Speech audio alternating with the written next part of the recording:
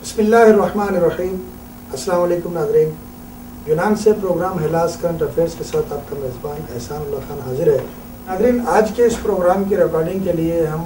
Brussels आए हुए हैं और यहाँ पर कश्मीर सेंटर ब्रसल्स में हम मौजूद हैं, जहाँ पर हमारे साथ कश्मीर सेंटर के चेयरमैन जनाब बैरिस्टर अब्दुल मजीद तरम्बो साहब मौजूद हैं। पाकिस्तान में जहाँ और बहुत से मसाइल हैं, वहाँ पर एक मसला जो पाकिस्तान बनने के साथ ही हमारे दरपेश आया और अब तक वो मसला उसी तरह चल रहा है और न जाने कितने साल और कितनी जानें इसको हल करने में मज़ीद लगेंगी। मेरी मुराद मसले कश्मीर से है, जिसके लिए पाकिस्तान ने जंगें भी लड़ी, पाकिस्तान ने कुर्बानियाँ भी दी, पाकिस्तान ने पूरी दुनिया में इस इशू को हाईलाइट भी किया। बर सग़ीर की तकसीम के बाद जिस तरह से कश्मीर इशू को इंतहाई मुनाफिकत और इंतहाई बेईमानी के साथ एक मसला बना दिया गया और उसे पाकिस्तान के हवाले नहीं किया गया, उसके बाद से मुसलमानान कश्मीर की जो जद्दोजहद जारी रही, उसमें बहुत सारे ऐसे नाम आए, ऐसी शख्सियात आईं कि जिन्होंने अपने ख़ानदान, अपनी अमलाक और अपनी ज़िंदगी वक्फ़ करके कश्मीर इशू को दुनिया के सामने पेश किया। ऐसी ही एक शख्सियत आज हमारे साथ स्टूडियो में मौजूद हैं, जनाब अब्दुल मजीद बैरिस्टर अब्दुल मजीद तरम्बो साहब। तरम्बो साहब आपको खुश आमदीद कहते हैं। तरम्बो साहब ब्रसल्स में कश्मीर सेंटर EU के चेयरमैन हैं और पूरे यूरोप के अंदर मसला कश्मीर को उजागर करने के लिए और कश्मीरियों के हक के राय दही और उसकी आज़ादी के लिए एक मिशन को लेकर चल रहे हैं और आपकी सरबराही में, आपकी ज़ेर चेयरमैनी जो इस इशू को उठाया गया यूरोप के अंदर और बिलखुसूस ब्रसल्स के अंदर, उसकी कोई दूसरी मिसाल नहीं मिलती। ना ही आज तक किसी ऐसे रहनुमा की तरफ से इतनी ज़्यादा जद्दोजहद की गई कि आलमी सतह पर उस इशू को मुतारिफ करवाया जाता, और ना ही आज तक इनकी कुर्बानियों में और इनकी जो इस कश्मीर के लिए जो इनकी जो जद्दोजहद है उसके अंदर कहीं पर कभी हमें देखने में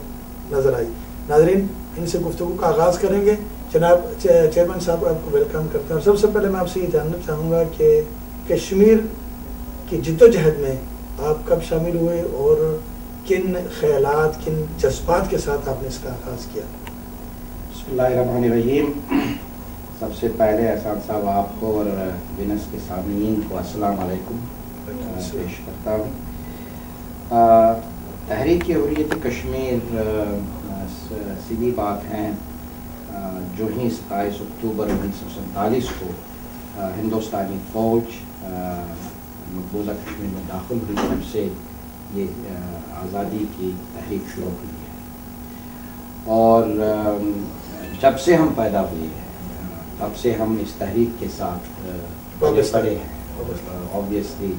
वाबस्ता रहे हैं। एक स्टेज ऐसा था कि महज राशुमारी कायम की गई और महज राशुमारी का जो मुतालबा था वही था कि कश्मीर में, मकबूजा कश्मीर में रेफरेंडम किया जाए और ये देखा जाए कि कश्मीर के लोग जो हैं वो किस तरीके का ख्याल रखते हैं अपने पॉलिटिकल फ्यूचर तायन करने के लिए। तो इस जद्दोजहद से तब से हम वाबस्ता रहे हैं और ये सिलसिला चलता रहा है मुख्तलिफ लेवल्स पर, मुख्तलिफ पॉलिटिकल स्टेजेस पर, मुख्तलिफ ह्यूमन राइट्स स्टेजेस पर। और अल्लाह का करम रहा है कि तहरीक हुर्रियत कश्मीर हालांकि 64 साल गुजरे हैं इस तहरीक को अभी तक, और तकरीबन सारी उम्र में इसके साथ वाबस्ता रहा हूँ और मुख्तलिफ चीज़ों पर मैं इसको बहुत हद तक जो है इस पर काम किया। जी वैसे साहब, जिस तरह तारीख ये बताती है कि कश्मीर की आज़ादी के लिए 1947 से लेकर अब तक 5 लाख के करीब जो उनकी जानें जो है वो इंडियन फोर्सेस ने और मुख्तलिफ वाक़यात में उनकी जानें गई और अब तक वो सिलसिला जारी है। इसके लिए अक़वाम मुत्तहिदा में मुख्तलिफ करारदादें भी मंजूर हुई, आलमी इंसानी हुकूक़ की तंजीमों ने भी काम किया और उसकी आज़ादी के मुतालबात किए, लेकिन उसके बावजूद इंडिया की हटदर्मी की वजह से आज तक कश्मीरी उसी मसले से शिकार हैं जो मसला उनको 1947 में था। तो क्या आप समझते हैं कि जिस तरह आपने फरमाया कि पैदाइश से लेकर मैं इस हुर्रियत तहरीक के साथ वाबस्ता हूँ, क्या कोई ऐसे आसार आपको नज़र आ रहे हैं कि अक़वाम आलम या अक़वाम मुत्तहिदा या हमारे जो मुतालबात हैं उनको देखते हुए ये दुनिया की जो अक़वाम हैं اس مسئلے کو حل کی طرف لے جائیں گے اور آپ کی زندگی میں کوئی ایسا دن آئے گا کہ آپ کشمیر کو ایک آزاد ریاست کے طور پر دیکھ سکیں؟ انشاءاللہ امید تو یہی ہے. اگر آپ کو یہ دیکھنا ہے احسان صاحب کہ جدوجہد کشمیر جو رہی ہے، اور بالکل آپ نے صحیح فرمایا، جس میں ہماری 5 لاکھ سے زیادہ شہادتیں ہیں، اور بھی مسئلے ہیں. مثال کے طور پر ہمارے کوئی 10,000 لوگ ڈسپیئر ہیں جن کے ویئر اباؤٹس ابھی تک معلوم نہیں ہے، اور وہ 10,000 فیملیز کا ایشو ہے کہ ان کے جو چاہنے والے ہیں، ان کے بچے ہیں، بیٹے ہیں، بھائی ہیں یا شوہر ہیں، وہ کدھر ہے. نہ تو وہ اس وقت تک ڈکلیئر کیا گیا کہ وہ شہید ہوئے، نہ تو یہ ہیں کہ کیا آیا وہ زندہ ہیں یا قید میں ہیں یا کدھر ہے. یہ بھی ایک بہت بڑا ایشوز ہے جس کو ہم ہاف ویڈوز کے نام سے بھی جانتے ہیں. یہ مسئلے تو خیر بالکل ہمارے ساتھ چلتے آ رہے ہیں 1947 سے. جہاں تک یونائٹڈ نیشنز کے ریزولوشنز کا تعلق ہے، اس مسئلے کو آگے بڑھانے کی بات ہے، اور 64 سال سے وائسا کا ویسے ہی پڑا ہوا ہے. اس میں آپ کو یہ کہنا چاہوں گا کہ مسئلے کو برابر کشمیر کے لوگوں نے، مقبوضہ کشمیر کے لوگوں نے اندر بھی اور باہر بھی زندہ رکھا ہے. یہ نہیں ہے کہ مسئلہ جو ہے یہ بڑھ گیا ہے، بلکہ اس کو اجاگر کرنے کے لیے عالمی سطح پر ہر وقت کوششیں برابر جاری ہیں. ویسے صاحب آج کل جو یہ کوشش کی جا رہی ہے کہ کشمیر کی جدوجہد کو دہشت گردی کا نام دیا جا رہا ہے، تو یہ سپر پاورز کی سطح کامیاب ہوں گی کہ اس کو دہشت گردی کا نام دے کر اس کو تحریک آزادی کو دبا دیا جائے یا اس کو خاموش کروا دیا جائے؟ میں نہیں سمجھتا ہوں کہ عالمی سطح پر کوئی بھی ملک جو ہیں یا کوئی بھی انٹرنیشنل آرگنائزیشن ہے، اس نے مسئلہ کشمیر کو اور مسئلہ کشمیر کی اسٹرگل کو دہشت گردی کا نام دیا ہے. یہ سارا درا کا درا جو ہے وہ حکومت ہندوستان کی ایک کوشش ہے،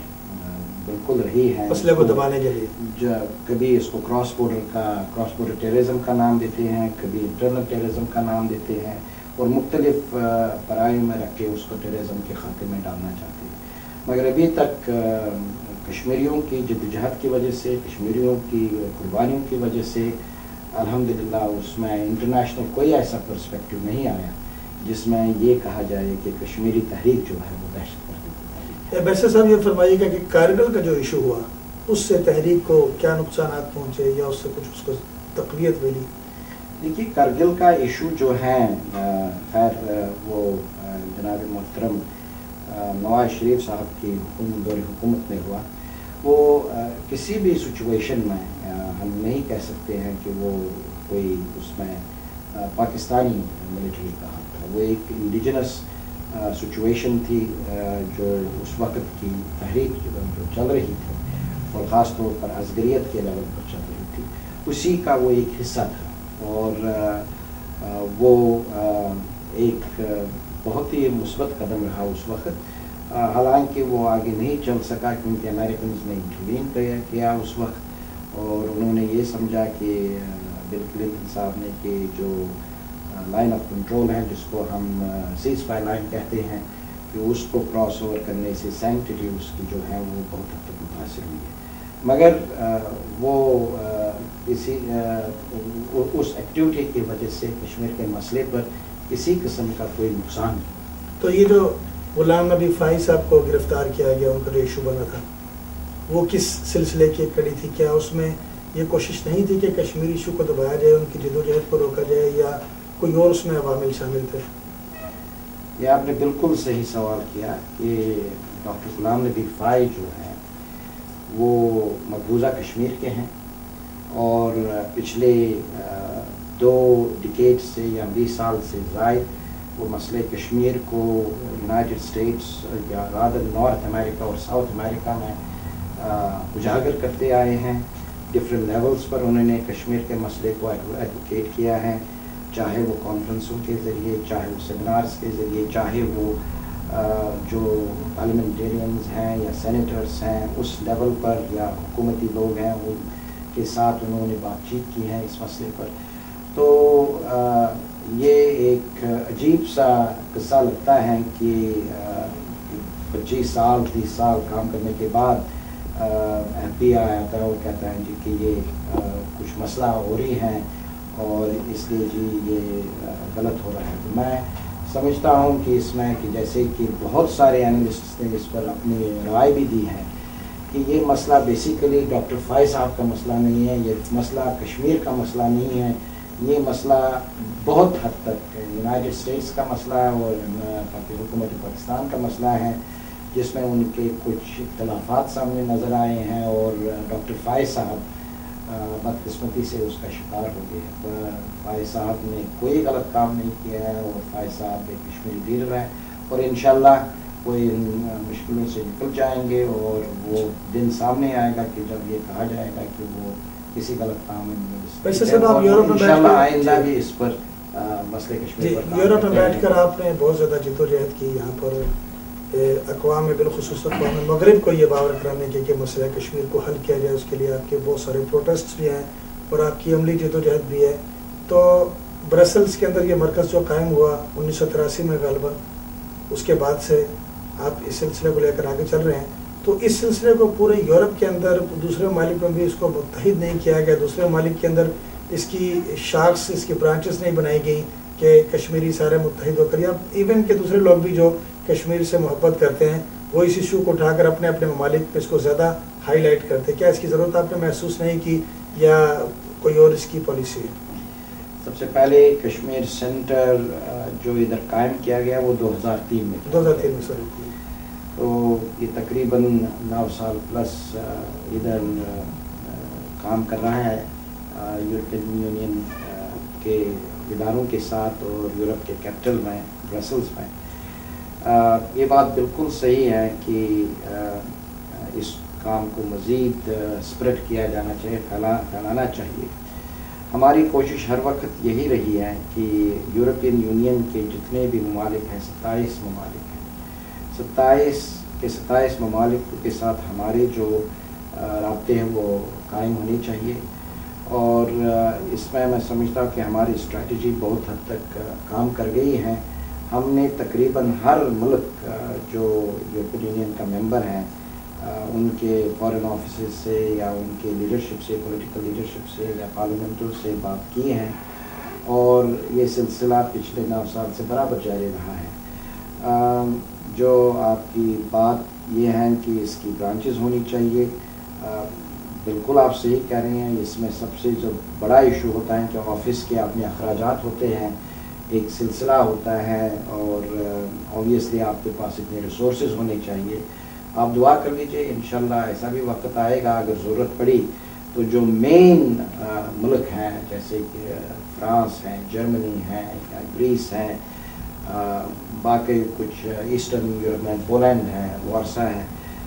ان علاقوں میں کہ ہم انشاءاللہ کوئی نہ کوئی کسی نہ کسی طریقے سے کم سیٹلائٹ آفیسز. ویسے صاحب کس طرح آپ کمپیریٹیولی کس طرح دیکھتے ہیں آزاد کشمیر کو اور مقبوضہ کشمیر کو, دونوں حکومتوں کے جو رویے ہیں اپنے اپنے علاقوں میں؟ تو آپ ایمانداری سے دیکھیں کہ دونوں علاقوں کے جو کشمیری ہیں ان کی زندگیوں میں کیا بیسک فرق ہے. نہیں, یہ تو میں آپ کو کہہ سکتا ہوں یہ تو زمین آسمان کا فرق ہے. مقبوضہ کشمیر کا جہاں تک تعلق ہے جناب, وہاں 7 لاکھ ملٹری اور paramilitary forces on the ground ہیں اور ادھر کی انسانی حقوق کی پامالی کا تو کوئی اندازہ ہی نہیں کہ کس طرح ادھر لوگوں کے ساتھ سلوک کیا جاتا ہے. تو اس لیول کے ساتھ تو آپ آزاد کشمیر کے ساتھ تو اس کا مقابلہ ہی نہیں کر سکتے. تو یہ ایک بات ہوئی. دوسری بات, اگر آپ آزاد کشمیر کو دیکھیں گے تو ادھر تو 7 لاکھ آرمی آپ کو ہے نہیں, آپ ادھر گلی کوچوں میں آرمی دیکھ ہی نہیں پا رہے ہیں. تو the comparison is simply not in my eyes is not right. یہ میں کہہ سکتا ہوں کہ دیکھیں آزاد کشمیر کی حکومت جو ہے وہ کس حد تک اپنا کام گورننس کا کام ٹھیک طریقے سے کرتی ہے وہ ان کا ایک علیحدہ ایشو ہے. مگر ڈسپیوٹ کے حوالے سے جہاں تک مسئلہ کشمیر ایک ایشو ہے, اس ایشو کے حوالے سے تو میں یہ بالکل برملا کہہ سکتا ہوں کہ ہندوستان نے بہت ہی زیادتیاں مقبوضہ کشمیر میں کی ہیں. ہندوستان اس مسئلے کو آگے لے جانے کے لیے یا اس مسئلے کو منطقی انجام تک پہنچانے کے لیے رکاوٹیں ڈال رہا ہے، اور ہر لحاظ اور ہر لیول پر وہ جتنا بھی اس مسئلے کو ڈریگ آن کرنا چاہتا ہے وہ کر رہے ہیں۔ تو میں تو ہمیں ہندوستانی قوم سے کوئی شکایت نہیں ہے، ہندوستانی لوگ، ہندوستانی سول سوسائٹی بہت حد تک مسئلہ کشمیر کو ایک ڈفرینٹ پرائے سے دیکھتے ہیں، اور یہ ان کی بھی جہاں تک کوشش یہی ہے کہ کم سے کم انسانی حقوق کی پامالی جو ادھر ہندوستانی فوج کر رہی ہیں وہ ختم ہونی چاہیے۔ ایسے لوگ ہیں، ایسے سول سوسائٹیز ہیں ہندوستان میں، اس لیے ان سے ہمیں کوئی شکایت نہیں ہے، ہمیں شکایت ہیں اور یہ رہے گی، اور یہ جدوجہد بھی تب تک رہے گی جب تک ہندوستان کی پالیسی جو وہ غلط ہیں، ہندوستان کی ملٹری اور پیراملٹری فورسز جو مقبوضہ کشمیر میں جبر کر رہے ہیں ان کے خلاف ہم ہر لیول پر کام کریں گے اور بیٹھیں گے اور اس کو آگے چلائیں گے۔ تو اسی سے ہمیں شکایت ہے، اور میں امید کرتا ہوں کہ جو موجودہ صورتحال ہے کہ حکومت ہندوستان یہ ریئلائز کرے کہ وقت آ گیا ہے کہ جب ان کو کشمیریوں کے ساتھ، پاکستان کے ساتھ as a try part dialogue میں وہ بیٹھے اور اس مسئلے کو ایک طرف لگا دے اور اس کو منطقی انجام تک پہنچا دے according to the aspirations of the people of Jammu and Kashmir as a whole۔ ویسے صاحب 1947 سے لے کر آج تک 2011 تک کس دور میں مسئلہ کشمیر کو تقویت ملی اور کیوں ملی، کس طرح ملی، کن لوگوں کے زیادہ کردار آپ نے دیکھا کہ جس کی وجہ سے آپ کو یہ محسوس ہوا کہ اب مسئلہ کشمیر حل کے قریب پہنچ چکا؟ خیر میں یہ سوال سمجھتا ہوں کہ اس طریقے سے کہ آیا کہ حکومت پاکستان یا حکومت ہندوستان کے جنرلی بات کر رہے ہیں، حکومت کی بات کر رہے ہیں، نہیں جنرلی جہاں تک بات ہے کہ اگر آپ دیکھیں گے 1989 سے جب سے کشمیری یوتھ نے اپنا ازگریت کا مظاہرہ کیا، وہ دور جو ہیں وہ انہوں نے اسی لیے کیا کیونکہ اس وقت تک جو تقریباً 50 سال گزرے تھے ہم صرف باتیں سنتے آئے تھے، کوئی کنسٹرکٹیو کام نہیں ہو رہا تھا، مسئلہ کشمیر ہاں کسی حد تک سرد کھانے میں پڑا تھا۔ تو کشمیری یوتھ جو اس وقت تھا انہوں نے کہا جی نہیں، یہ مسئلے کو اجاگر کرنے کے لیے ہمیں ازگریت کا جو عمل ہے وہ شروع کرنا چاہیے۔ تو اس کے بعد 89 کے بعد اور آج تک جو یہ سلسلہ جاری رہا ہے، اس میں مسئلہ کشمیر بہت حد تک اجاگر ہوا۔ اس میں پھر ڈفرینٹ کانٹیکسٹ آ گئے، ریجنل کانٹیکسٹ آ گیا، گلوبل کانٹیکسٹ آ گیا، پھر افغانستان کا ایشو آ گیا، اور اس کے بعد جو ٹیررزم کا ایشو آ گیا۔ اس سے کشمیر کا مسئلہ جو ہے وہ بہت حد تک ریلیونٹ ہو گیا، اور اس میں جو ویسٹرن پاورز ہیں یا امریکہ ہے اس میں انٹرسٹ لینے لگا، ان کی توجہ دوسری طرف تو نہیں، ان کی توجہ اس طرف آ گئی۔ یہ آپ کو دیکھنا چاہیے کہ at the end of the day Pakistan ایک نیوکلیر پاور ہے، ہندوستان ایک نیوکلیر پاور ہے، وہ کانٹیکسٹ بھی اس میں آ گیا کہ ان کے مسئلے اتنے خراب نہ ہوں کہ جس سے کہ نیوکلیر کا کوئی جو ہے وہ صورتحال بن پائے۔ سو اس دوران میں 89 سے لے کر آج تک یہ بالکل بات صحیح ہے کہ کشمیر کا مسئلہ جو ہے وہ اوپر کے لیول پر۔ ویسے کبھی آپ نے محسوس کیا کہ انڈیا، اس کی حکومت جو ہے وہ کوئی کمپرومائز کرے گی کشمیر پر؟ کبھی ایسے کوئی انہوں نے بیانات دیے ہوں یا ایسی کوئی صورتحال بنی ہو کہ جس میں وہ راضی ہو گئے ہوں کہ کشمیر کو اب ہمیں آزاد کر دینا چاہیے، اس کے حقوق ہمیں دے دینے چاہیے، یا اسی ہٹ درمی کی آپ دیکھ رہے ہیں کہ وہ مثالیں قائم رہیں گی آخر تک اور یہ سلسلہ یوں چلتا رہے گا؟ نہیں، جب ایمانداری کی بات ہے جناب کہ جب انڈیا پر انٹرنیشنل پریشر پڑتا ہے تو وہ ایز آؤٹ ہو جاتے ہیں، اور تب وہ ایک پروسیس ڈائلاگ کا شروع کرتے ہیں حکومت پاکستان سے، اور ایک طرف چل پڑتے ہیں کہ ہاں جی مسئلہ کشمیر کو ہمیں حل کرنا چاہیے۔ مگر جب تھوڑا بہت ان کو ایز ہو جاتا ہے تو کوئی نہ کوئی بہانہ بنا کے وہ ڈائلاگ کو مسپلیس کرتے ہیں اور مسئلہ واپس اسی جگہ آتا ہے۔ انٹینشن ان کے ٹھیک نہیں لگتے ہیں، اسی لیے ہم تو سمجھتے یہی ہیں کہ انٹرنیشنل پریشر جو ہے جس حوالے سے بھی ہو، جس نظریے سے بھی ہو، وہ برابر ان پر رہنا چاہیے، اور تاکہ وہ سنجیدگی کے ساتھ جو ہیں وہ اس مسئلے کو آگے لے جا سکے۔ اس میں حکومت پاکستان کا ایک بہت ہی اہم رول ہے، کیونکہ انٹرنیشنل کمیونٹی کو at the end of the day, چاہے وہ یونائٹڈ نیشنز ہو، چاہے وہ OIC ہو، چاہے وہ یورپین یونین ہو، کشمیریوں کو ایک طرف رکھ کے اپنی گورنمنٹ کی پالیسی کو آگے بڑھاتے ہوئے وہ پریشر ان کو جاری رکھنا ہے۔ اور آبویسلی یونائٹڈ اسٹیٹس جیسے کنٹری کو، یا یونائٹڈ کنگڈم جیسے کنٹری کو، یا ادھر یورپ میں فرانس ہیں، جرمنی ہیں، ان کو اپنے ساتھ چلا کے they have to maintain that level of political and diplomatic pressure on India. اور پیسفل بھی۔ اور جہاں تک کشمیریوں کا تعلق ہے، ہم کشمیری جدھر بھی کام کر رہے ہیں، ہمیں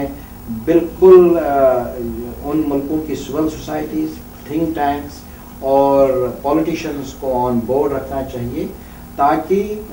وہ بھی جو ایک قسم کا پریشر ڈیولپ کر سکے اور اس کا جو ناک آن افیکٹ جو ہے وہ انڈیا پر پڑ جائے۔ مثال کے طور پر میں آپ کو 2 ایگزامپلز دیتا ہوں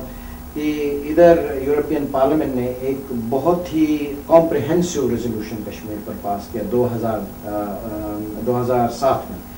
اور جس میں انہوں نے بالکل کلیئرلی کہا کہ انسانی حقوق کی پامالی ادھر ہو رہی ہے اور ہندوستان کو وہ ٹھیک کرنا چاہیے۔ دوسرا کہ مسئلہ کشمیر جو ہے وہ حق خود ارادت کا مسئلہ ہے۔ ایک لیول آف پریشر بڑھ گیا ہے ہندوستان پر۔ اس کے بعد جب ماس گریوز کا ایشو آ گیا کوئی 2009 میں، ہم نے ارجنسی ریزولوشن جو ہیں وہ پارلیمنٹ میں اس پر پاس کروایا۔ اگین لیول آف پریشر ظاہر ہو گیا، اور جس کا نتیجہ یہ ہوا کہ اب جو ان کی اپنی ہندوستان کی اسٹیٹ ہیومن رائٹس کمیشن ہے، پچھلے ہی دنوں 2 ہفتے پہلے انہوں نے بالکل یہ اعتراف کر لیا کہ بھائی مقبوضہ کشمیر میں 2000 سے زائد جو میس گریوز ہے، اور وہ صرف 3 ڈسٹرکٹوں پر یہ قائم ہے، مگر کشمیر میں تو 16 ڈسٹرکٹ سے زیادہ ہیں، تو آپ اندازہ لگا سکتے ہیں کہ کتنے میس گریوز ہوں گے۔ تو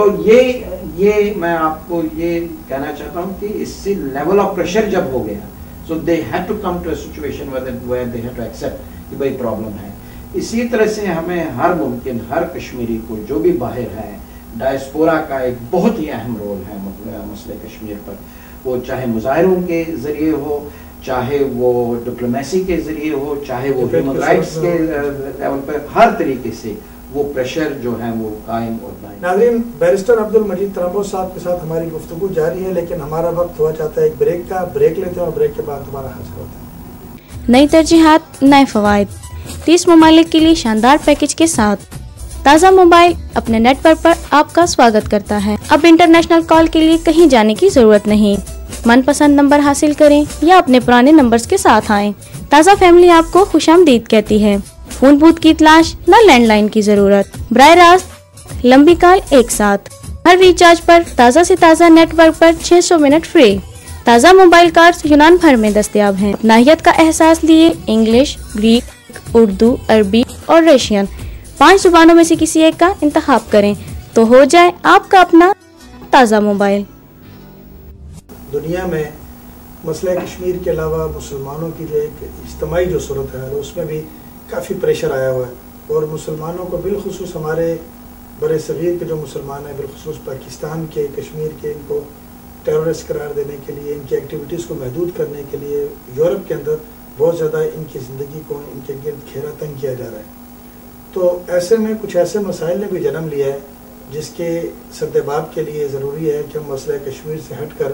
اپنے ممالک میں جہاں پر ہم مقیم ہیں ممالک کے جو مسائل ہیں ان کو بھی فیس کرنے کی کوشش کریں۔ تو بالخصوص میں یہاں ذکر کروں گا، مجھے دوسرے ممالک کا نہیں پتا کہ یونان کے اندر جو تعصبی کارروائیاں اس وقت ہو رہی ہیں اس کے اندر پاکستانی اور بنگلہ دیشی بہت زیادہ ٹارگیٹڈ ہو رہے ہیں، اور مساجد پر حملے کیے جا رہے ہیں، ہمارے لوگوں کو بسوں سے اتار کے مارا جا رہا ہے، ان کے گھروں پر حملے کیے جا رہے ہیں، ان کی دکانوں کو نظر آتش کیا جا رہا ہے۔ آسپروپیگوس، نیکیا ہے، غالیو، کچھ ایسے علاقے مخصوص جن کے اندر رشین نژاد گریکس اور جو البانوی گریکس ہیں ان کی نئی جو جنریشن آئی ہے اس کی وجہ سے بہت زیادہ تعصبانہ کارروائیاں دیکھنے میں مل رہی ہیں۔ تو ایسے میں ان مسائل کے سدباب کے لیے کشمیر سینٹر، آپ کی قیادت اور دوسرے یورپین ممالک میں جو لوگ بیٹھے ہوئے جو لیڈنگ پوزیشن پر ہیں ان کا کیا ہمارے لیے ہیلپ ہوگی اور کس طرح سے وہ اس مسئلے کو حل کرنے میں یونان والوں کی اور دیگر ممالک میں جہاں پر یہ مسائل ان کو حل کرنے کے لیے مدد کر سکتے ہیں؟ دیکھیے، پہلے تو افسوس ہوا یہ جان کے کہ ہماری کمیونٹی کے لوگوں کو یہ مسئلے جو ہیں یہ درپیش ہیں اور بہت ہی سنگین مسئلے ہیں یہ۔ بالکل آپ صحیح فرما رہے ہیں کہ ان کا سدباب ہونا چاہیے اور یہ ہر لیول پر جو ہے اس کو روک دینا چاہیے، اور اس میں جو ہیں مختلف اسٹریٹجیز کی ضرورت ہے۔ میں سمجھتا ہوں اس میں حکومت پاکستان کا ایک اہم رول ہے، کیونکہ آپ جو بھی ہماری کمیونٹی ادھر ہیں، چاہے کشمیری ہیں چاہے پاکستانی ہیں، at the end of the day وہ حکومت پاکستان سے وابستہ ہیں، اور اس لیے پاکستان کا ایک رول بنتا ہے، پاکستان کی ایمبیسی کا ایک رول بنتا ہے، پاکستان کی فارن منسٹری کا ایک رول بنتا ہے۔ تو اس لیول پر اس کو بالکل اجاگر کرنا چاہیے ہم سب لوگوں کو مل کے، اور اس کے بعد حکومت پاکستان کو ایمبیسی کے ذریعے اس کو اجاگر کرنا چاہیے۔ اس کے بعد جو میں سمجھتا ہوں کہ آپ کا جو اسٹرانگ ٹول ہے، اسٹرانگ ہتھیار جو آپ کے ہاتھ میں ہے، وہ ہے یورپین یونین کا ہتھیار۔ آبویسلی یورپین یونین نے بہت سال پہلے ایک بہت ہی ہیومن رائٹس کے حوالے سے، انسانی حقوق کے حوالے سے ECHR جس کو ہم کہتے ہیں European Convention for Human Rights pass کیا ہے، جس میں آپ کے جن یہ فنڈامنٹل رائٹس کی بات آپ کر رہے ہیں جو اس وقت آپ کے کمپرومائز ہو رہے ہیں یا جس میں آپ کے ساتھ زیادتیاں ہو رہی ہیں، اس کنونشن کو ہمیں سامنے لانا چاہیے، اور جتنے بھی اس میں کنسرنڈ آرٹیکلز ہیں، پروویژنز ہیں، ان کو ہائی لائٹ کرنا چاہیے، اور ان کو دونوں حکومت گریک کے پاس بھی اور یورپین یونین میں جو اس کے متعلقہ شعبے ہیں، چاہے وہ پارلیمنٹ ہیں چاہے وہ کمیشن ہیں، ان پر بھی اس پر اثر انداز ہونا چاہیے، اور اس لیول کے تحت ود ان دا لا کے تحت اس مسئلے کو جو ہے نا ایڈوکیٹ کرنا چاہے، ہائی لائٹ کرنا چاہیے اور آگے بڑھانا چاہیے۔ اور میں سمجھتا ہوں کہ انٹرنیشنل لیول پر چونکہ آپ ایک خاص کمیونٹی ہیں جس پر یہ اثر ہو رہا ہے، چاہے آپ اس کو پاکستانیوں کا نام دیں یا مسلمان کا نام دیں، تو ہماری ایک بہت ہی افیکٹو آرگنائزیشن ہے مسلمانوں کے ملکوں کے حوالے سے، جس کو ہم آرگنائزیشن آف اسلامک کوآپریشن کے نام سے جانتے ہیں، OIC کے نام سے جانتے ہیں۔ اور یہ مسئلہ ادھر بھی NGO لیول پر بھی نان گورنمنٹل آرگنائزیشنز ادھر موجود ہوتے ہیں، ان کے کانفرنسز میں، میٹنگز میں، سیمینارز میں، اور حکومتی لیول پر بھی یہ ادھر اٹھانا چاہیے۔ وہ بھی ایک پریشر ٹیکٹک جو ہے وہ گریس کی حکومت پر آ سکتا ہے۔ تو ہم سب یہ انشاءاللہ مل جل کے ان سارے جو ہم یہ اسٹریٹجیز ڈیولپ کریں، چاہے وہ گریس کی حکومت پر ادھر ہو، چاہے وہ یورپین یونین میں ہو، چاہے وہ OIC میں ہو، چاہے حکومت پاکستان کے لیول پر ہو، انشاءاللہ اس مسئلے کو ہمیں اس طرح سے آگے بڑھانا چاہیے۔ اور مجھے پوری امید ہے کہ یہ ایک ٹیمپرری فیز ہے اور یہ انشاءاللہ قابو کر لیا جائے گا، اور اس میں حکومت گریس کو الٹیمیٹلی پوزیشن لینی پڑے گی، اور وہ یورپین یونین کے ممبر ہیں، اور یورپین یونین کی بیسک اور فنڈامنٹل جو کنڈیشن وہ یہی ہے کہ ان کے ملکوں میں انسانی حقوق کی پامالی نہیں ہو۔ ویسے سب کچھ ہمارے لیڈران بھی ایسے ہیں وہاں پر، یونان میں بھی کیا لحاظ سے، پاکستان میں بھی بہت الحمدللہ کچھ مذہبی رہنما پیشوا ایسے ہیں کہ جو ان واقعات کی آڑ میں مسلمانوں کے جذبات کو مزید ابھارنے کی کوشش کرتے ہیں، اور یہ رائے دیتے ہیں کہ چونکہ ہمارے جذبات کی نفی کی گئی، ہمارے جذبات کو مجروح کیا گیا ہے، لہٰذا ہمیں فوری طور پر سڑکوں پر نکل کر پروٹیسٹ کرنا چاہیے اور بدلہ لینا چاہیے یا پھر کچھ نہ کچھ کرنا چاہیے۔ تو آپ اپنی صحابدید سے کیا رائے دیں گے، کیا مشورہ ہمیں دیں گے کہ ہم اخلاقی طور پر اور شرعی طور پر مجرم بھی نہ ہوں اور کوئی ایسا کام بھی نہ کر بیٹھیں غیر قانونی کے جس کی وجہ سے ہمارے کیس کو مزید کمزوری حاصل ہو، بلکہ اس کو تقویت حاصل کرنے کے لیے ہم چاہیں گے کیا آپ رائے دیجیے کہ کیا ہمیں اپنے جذبات کے اظہار کے لیے فوری طور پر سڑکوں پر نکل آنا چاہیے یا جو اسٹریٹجی آپ نے پہلے بتائی اسی پر عمل پیرا رہنا چاہیے؟ دیکھیے سب سے پہلی بات تو یہ ہے کہ اسلام کو ہمیشہ ایک رائٹ پس منظر میں پیش کرنا چاہیے. اسلام کا ایسا پکچر ہمیں پیش نہیں کرنا چاہیے کہ جس سے جو ہماری ہوسٹ کمیونٹی ہو ادھر یونان میں یا کہیں اور بھی ویسٹ میں کہ وہ اس سے خوفزدہ ہو. مشکل وقت اسی لیے آیا ہے کہ اسلام کو ایک ڈفرینٹ پرایا میں پیش کیا گیا ہے. یہ ہم پر ذمہ داری ہیں، چاہے علماء ہیں چاہے ہم آرڈینری لوگ ہیں، کہ ہم اسلام کو صحیح انداز میں پیش کریں کہ یہ ایک پیسفل مذہب ہے، یہ کوئی دہشت گردی کا مذہب نہیں ہے. اور اسلام نے ہمیشہ بھائی چارہ کا بول بولا ہے اور کسی کے ساتھ لڑائی یا جھگڑے کا کوئی اس میں عمل دخل نہیں ہے. تو اس لیے ہمارے لیے یہ بہت ضروری ہے، ہر لیول پر ضروری ہے کہ ہمیں اس کو صحیح رنگ میں صحیح صورت میں جو اسلام ہے اس طریقے سے پیش کرنا چاہیے. یہ ہم پر ہر ایک پر ایک ذمہ داری ہے. دوسری بات یہ ہے کہ آیا کہ ہمیں پروٹیسٹس کرنے چاہیے، ڈیمونسٹریشنز کرنے چاہیے، مینیفیسٹیشنز کرنے چاہیے. دیکھیے یہ تو آپ کا بنیادی حق ہے پروٹیسٹ کرنا، جو پیسفل پروٹیسٹ ہو، جو قانون کے دائرے کے اندر پروٹیسٹ ہو، وہ کوئی غلط بات نہیں. میں نہیں سمجھتا ہوں کہ وہ کوئی غلط بات ہے. ہم تو برسلز میں بالکل ہندوستانی ایمبیسی کے سامنے پروٹیسٹ کرتے رہتے ہیں اور برسلز کی جو بیلجیم کی حکومت ہے اس نے ہمیں کہیں کسی وقت بھی اس پر کوئی اعتراض نہیں کیا ہے، مگر قانون کے دائرے کے اندر. تو اس میں اگر پیسفل پروٹیسٹ آپ کبھی کرنا چاہیں تو اس پہ کوئی غلط بات نہیں ہے. مگر اگر یہ مسئلہ بات چیت سے اور یہ جیسے کہ میں نے پہلے بھی عرض کیا، جو ہمارے پاس قانون کے اختیار ہیں ان کے ذریعے سے، چاہے وہ پاکستان کی حکومت کے ذریعے سے، چاہے وہ آپ کے اپنے لیول پر، یا چاہے یورپین یونین کے انٹرونشن سے یا OIC کے انٹرونشن سے مسئلہ ہے یہ حل ہو جائے گا، تو انشاءاللہ پھر پروٹیسٹ کرنے کی ضرورت نہیں پڑے گی. مجھے پوری امید ہے کہ جب آپ اس کو ہائی لائٹ کریں گے تو یہ مسئلہ انشاءاللہ اتنا مجھے نہیں لگتا ہے کہ یہ سنجیدہ ہے کہ حکومت یونان جو ہے کہ وہ چپ چاپ کر کے بیٹھیں گے. اس پر انشاءاللہ پروگریس ہو جائے گی اور انشاءاللہ آپ تحفظ. ویسے سب چلے، یہ تو ہم نے یونان کی باتیں آپ سے کی اور کچھ یورپ کے مسائل جو ہم آپ سے ڈسکس کر لیے. چلتے چلتے چونکہ آپ کی نشست ہمیں مہیا تھی، ہم نے کہا چلے یہ بھی آپ سے ڈسکس کر لیں. لیکن دوبارہ اپنے ایشو کی طرف آتے ہیں، کشمیر کی طرف. گزشتہ دنوں تقریباً ایک ہفتہ قبل انگلینڈ میں اس کی پارلیمنٹ کے اندر کشمیر ایشو پر بڑی تفصیلی بحث ہوئی اور تقریباً 3 گھنٹے کی ڈیبیٹ کے اندر انہوں نے کافی بحث و مباحثہ کیا. اس کو آپ کس نظر سے دیکھتے ہیں اور کیا سمجھتے ہیں کہ اس کے بعد اس مسئلے کو اسٹیمولیٹ ہونے میں کچھ مدد ملے گی؟ احسان صاحب بہت ہی اچھا سوال ہے. یہ بالکل صحیح بات ہے کہ جو برطانیہ کا ڈائسپورا ہے وہ مسئلے کشمیر پر ہمیشہ کام کرتے آئے ہیں اور خاص طور پر جو کشمیر سینٹر لندن ہے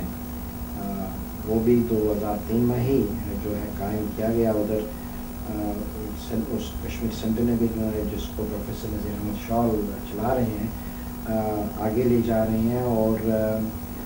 بہت سارے پولیٹیشینس کے ساتھ کام کرتے ہوئے، کاؤنسلرز کے ساتھ کام کرتے ہوئے ہائی وکم کانسٹیچوئنسی سے جس میں ایک MP ہے اس کا نام ہے اسٹیو بیکر، اور ہمارے بہت ہی قریبی بھائی محبوب بھٹی صاحب جو اس کانسٹیچوئنسی سے تعلق رکھتے ہیں، انہوں نے یہ انیشیٹ کیا اور کشمیر سینٹر کے انوالومنٹ سے یہ ڈبیٹ جو ہے ہاؤس آف کامنز میں کروایا. بالکل آپ نے صحیح فرمایا، یہ 2 گھنٹے سے زائد ڈبیٹ تھا. پہلی دفعہ ہوا یہ اس قدر کا ڈبیٹ پارلیمنٹ میں. تقریباً 18-19 MPs نے بولا اور میجورٹی سے بھی زیادہ نے اسی خواہش کا اظہار کیا کہ مسئلہ کشمیر جو ہے یہ دیرینہ مسئلہ ہے اور اس کو حل کیا جانا چاہیے اور انسانی حقوق کی پامالیاں جو مقبوضہ کشمیر میں، ہندوستانی مقبوضہ کشمیر میں ہو رہی ہیں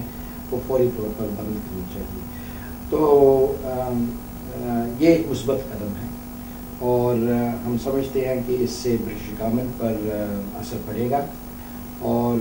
برٹش گورنمنٹ کو ایک اسٹرانگ پوزیشن لینی پڑے گی مسئلہ کشمیر پر، اور ایک طرح کا وہ سلوٹ برٹش گورنمنٹ کو مل گیا کہ وہ ہندوستان کے ساتھ اس پر بات چیت کرے اور ہندوستان کو اس پر آمادہ کریں کہ پاکستان کے ساتھ اور کشمیریوں کے ساتھ بیٹھ کے اس مسئلے کو جو ہے حل کیا جائے. بہت اچھی بات ہے. بیرسٹر صاحب، کیا مزید اقدامات کیے جانے چاہیے کہ جس کی وجہ سے مسئلہ کشمیر کو مزید اجاگر کیا؟ اسپیسیفک مطلب چند جملوں میں یہ فرمائیے کہ تاکہ عام فہم انسان اس بات کو سمجھ سکے کہ کہاں پر کوتاہی ہو رہی ہے جس کی وجہ سے یہ مسئلہ ہماری طرف سے اٹھ نہیں رہا، اور کون سے ایسے اقدامات ہیں جو کیے جانے ضروری ہیں، بالخصوص یورپ کے ممالک میں رہنے والے کشمیر پسند لوگوں کے لیے، کہ وہ کس طرح سے اپنی ایکٹیویٹیز کو مزید ہائی لائٹ کریں. احسان صاحب، خیر میں تو اس بات سے اتفاق نہیں کروں گا کہ کوئی کوتاہی ہو رہی ہے مسئلہ کشمیر کو آگے بڑھانے کے لیے. ہاں، there is always room to improve, کہ اس مسئلے کو مزید کیسے آگے بڑھایا جانا چاہیے. میں نے پہلے بھی عرض کیا کہ ڈائسپورا کا ایک رول ہے، اور ہر یورپین یونین کے ملک میں جو جدھر بھی ہمارا ڈائسپورا ہے، ہمارے ایمبیسڈرس ہیں، ان کو آگے آنا چاہیے اور اپنی حکومتوں کو، خاص طور پر اپنے پارلیمنٹیرینز کو لکھنا چاہیے اس مسئلے پر، چاہے وہ خط کے ذریعے، ای میل کے ذریعے، فیکس کے ذریعے. اس مسئلے کو اس لیول سے ہمیں ہر جگہ پر جدھر جدھر بھی ہمارے لوگ رہتے ہیں، کمیونٹی رہتی ہے، پاکستانی ہو، کشمیری ہو، یہاں تک کہ ہندوستانی بھی ہو، بنگلہ دیشی بھی ہو، کہ یہ چونکہ ریجنل مسئلہ ہی نہیں ہے، یہ گلوبل مسئلہ بھی بن جاتا ہے، تو اس لیے اس کو اس لیول پر اگر ہمارے لوگ انگیج ہو جائیں تو یہ بہت اچھی بات ہوگی. دوسری بات جو میں اہم کرنا چاہتا ہوں کہ آنے والے دن یا مہینے جو برسلز میں خاص طور پر ضروری ہے، وہ ہے ہندوستان کے ساتھ یورپین یونین کا فری ٹریڈ ایگریمنٹ. اس پر ہم نے سالوں میں، یہ سالوں سال چلتا رہا، اور ابھی تک وہ ایگریمنٹ ہندوستان کے ساتھ یورپین یونین نے سائن نہیں کیا. بہت سارے وجوہات ہیں، اور ایک وجہ اس میں مسئلہ کشمیر بھی ہے.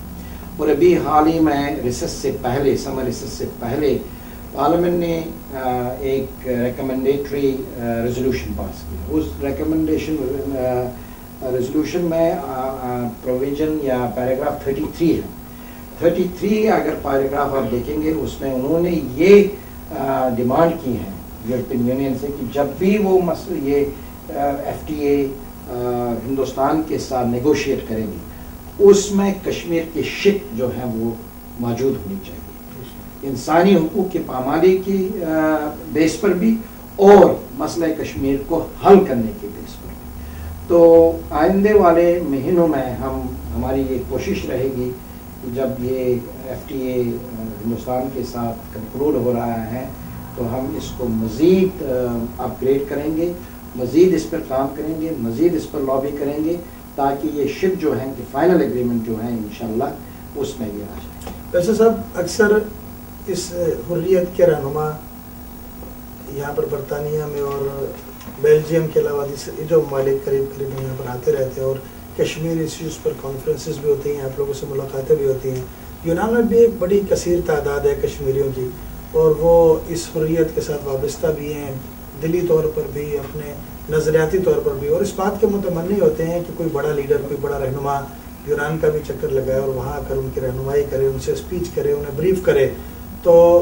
یہ ہماری طرف سے آپ دعوت بھی سمجھ لیں، اور آپ کا جواب بھی ہم سننا چاہیں گے کہ آپ یونان والے جو کشمیری ہیں ان سے کتنی محبت کرتے ہیں، اور کب ان کو یہ سعادت دیں گے کہ آپ جا کے انہیں اپنی زیارت کروا دیں یا اپنے رہنماؤں کو ساتھ لے کر وہاں پر آئیں. تو اس میں آپ کیا کہیں گے کہ کس حد تک آپ اس دعوت کو قبول کرتے ہیں؟ یہ تو ہمارے لیے بہت اعزاز کی بات ہے کہ آپ ہمیں یونان آنے کی دعوت دے رہے ہیں، اور انشاءاللہ ہمارے لیے یہ باعث فخر ہوگا کہ ہم اپنے بھائیوں سے ملیں، ادھر ان سے ملاقات کریں، ان سے ایکسچینج کریں آئیڈیاز اینڈ ویوز کہ کس طریقے سے ہم مسئلے کو ادھر یونان میں جو ہے اجاگر کریں.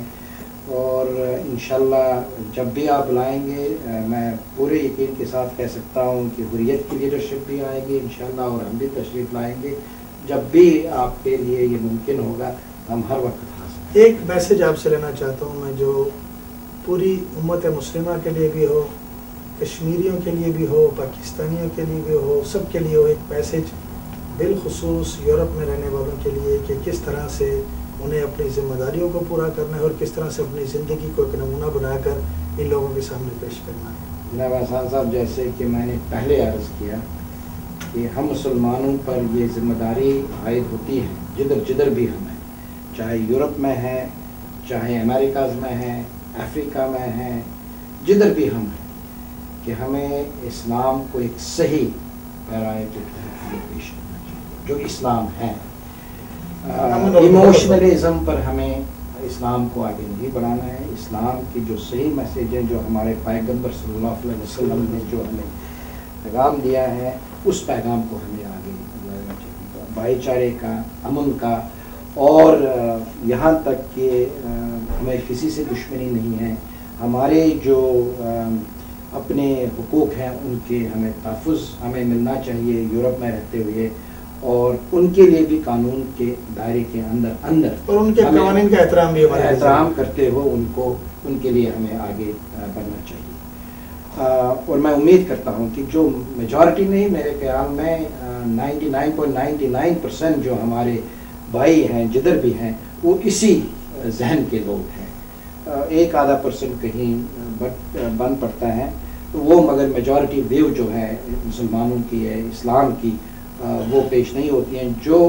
میجورٹی ویو پیش رکھتی ہے اپنی ویو وہی ہوتا ہے، اور انشاءاللہ میں امید کرتا ہوں کہ ہمارے تمام بھائی جو ہیں وہ اسی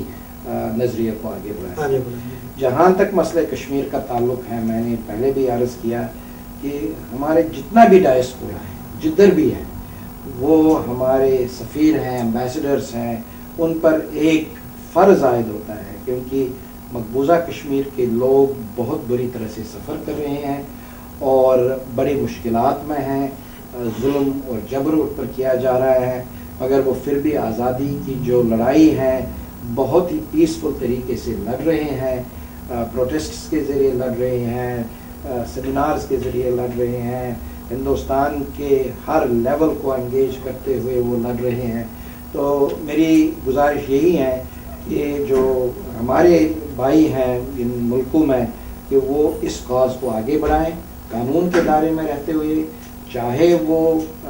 اپنے ایم پیز کو، پارلیمنٹرینز کو لکھے، چاہے وہ لیڈرشپ کو لکھے، چاہے وہ مقبوضہ کشمیر کی لیڈرشپ کو بلا کے اس مسئلے کو آگے بڑھانے کے لیے ان میں مل بیٹھے، اور تاکہ وہ اسی طریقے سے مسئلے کشمیر کو آگے بڑھائیں۔ ناظرین، آپ نے چیئرمین کشمیر سینٹر برسلز کی گفتگو سنی، دنیا میں کس طرح سے مسئلہ کشمیر کو اٹھایا جا رہا ہے، کس طرح سے یہ لوگ جد و جہد کر رہے ہیں، اور ہمیں کن عوامل پر عمل پیرا ہونے کی ضرورت ہے۔ ان تمام باتوں کا احاطہ بیرسٹر عبدالمجید ترمبو صاحب نے بہت اچھے طریقے سے کیا، بہت ہی مشفقانہ انداز میں کیا، اور اپنے تمام کشمیری لوگوں کو، کشمیری بھائیوں کو اور دوسرے لوگوں کو یہ پیغام دیا کہ یورپ میں بالخصوص رہنے والے جو مسلمان ہیں انہیں اس بات کی اشد ترین ضرورت ہے کہ اسلام کا جو اصل پیغام ہے محبت، امن اور بھائی چارے والا، اور اس کے ساتھ ساتھ ہر ملک جہاں پر آپ رہتے ہیں اس کے قوانین کی پاسداری کا، اس کو کبھی بھی اپنے دامن سے نہ چھوڑیں، اور جو مسائل ہمیں پیدا ہوتے ہیں ان مسائل کے حل کے لیے بالکل رائٹ وے استعمال کریں، اپنے جذبات پر قابو رکھیں، اور ان عاقبت نااندیش رہنماؤں کی جو جذبات ابھارنے والی تقریریں ہیں، جو ان کی مثالیں ہیں، وہ جو دینا چاہتے ہیں، جو وہ کرنا چاہتے ہیں، ان پر عمل پیرا ہونے کی ضرورت نہیں، بلکہ ضرورت اس بات کی ہے کہ آپ اپنے آپ کو ایک اچھا مسلمان بنا کر پیش کریں، اور اس کے بعد جو آپ کو مسائل درپیش ہیں انہیں ہر فورم پر آپ اپنے بنیادی انسانی حقوق کو استعمال کرتے ہوئے ان کی آواز اٹھائیں تاکہ ان کو مسائل کو حل کیا جا سکے۔ یونان میں جو مسائل ہمیں دو چار ہیں ان مسائل پر بھی بیرسٹر صاحب نے اپنے خیالات کا اظہار فرمایا، اور نہ صرف اظہار خیال فرمایا بلکہ ہمارے ساتھ مکمل طور پر تعاون کرنے اور مسائل کے حل کے لیے عالمی فورم پر ان مسائل کو اٹھانے کی بھی انہوں نے بات کی اور ان کا وعدہ کیا، اور ہم امید کرتے ہیں کہ آپ کی اس کاوش سے ہمیں جو مسائل جو درپیش ہیں ان سے ہمیں نجات مل جائے گی۔ بہت بہت شکریہ جناب بیرسٹر عبدالمجید صاحب آپ کا ہمیں وقت دینے کا۔ ناظرین، آئندہ جمعے تک کے لیے اجازت دیجیے، نئے پروگرام کے ساتھ، نئے مہمان کے ساتھ انشاءاللہ پھر حاضر ہوں گے۔ اللہ حافظ۔